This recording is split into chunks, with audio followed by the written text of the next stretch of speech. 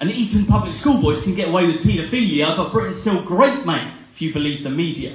And they're feeding you lies. There's no compassion in their eyes. There's fascists back in fashion, but we still don't want to rise. We're distracted by appearance, like an MP's lack of ties or celebrity size, while they plot and they devise. And I despise all of their lies about refugees. And despite what bigots want us to think, that's still humanity.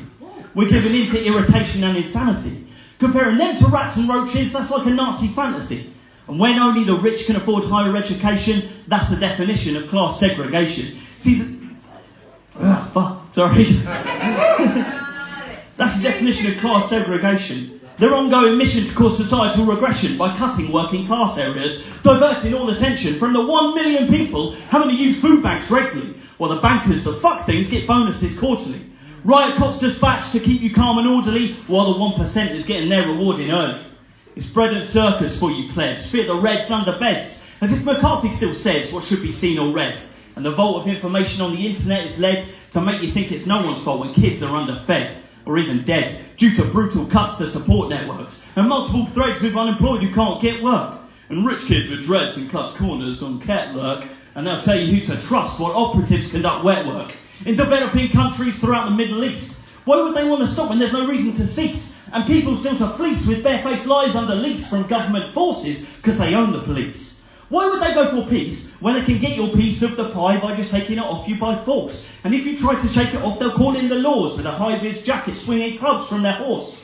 What you going to do if they've got probable cause?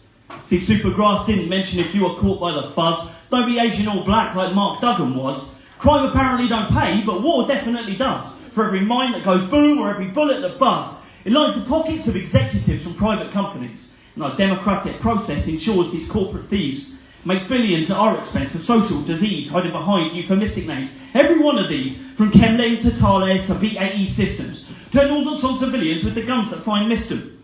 And they run abhorrent schemes like for-profit prisons, and they get away with murder because there's no one to resist them.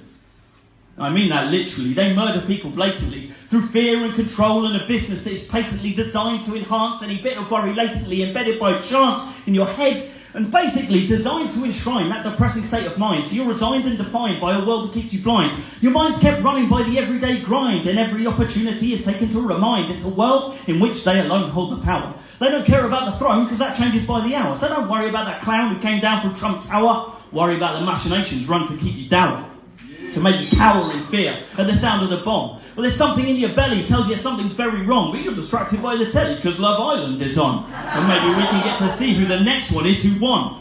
A 6-month period of relevance and fame.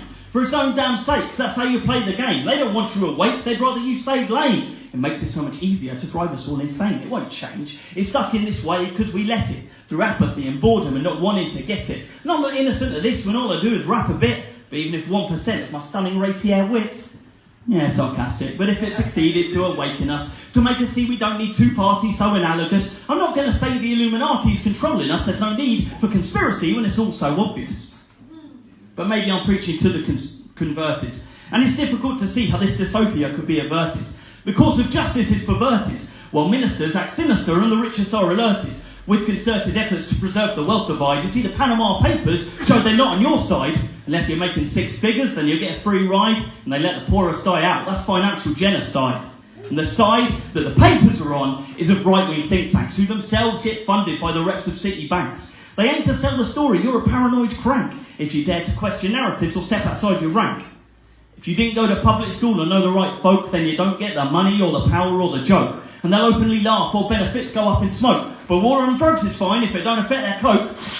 But if you tote rock, then you need to be banned up. Figures are unavailable, MOJ have clammed up. And they get away with this because no one ever stands up against the Thatcherite ideology that they still hang up as something to be proud of, like they deserve what they get, whether it's tax cuts or leg ups or unearned respect.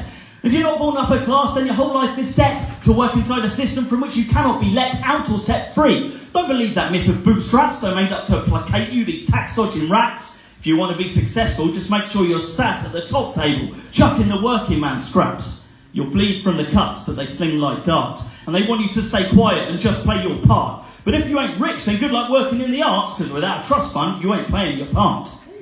But apart from all of this, aren't politics boring? Who cares about that third world they wage warring, hack phones that they're calling, and all the crack pouring, champagne that they're pouring, and facts they're obscuring, of wealth that they're storing? And if you're drawing from this that they're taking the piss, treating all of us like we're gullible pricks, then ignore that false carrot and instead grab that stick. We'll beat these false masters, ignore their fake tricks, because things will only change if we manage to break free. And that can be arranged if we smash the oligarchy. See, the limits on our way of life, they're just fantasy. So we can smash the chains and be the change that we want to see.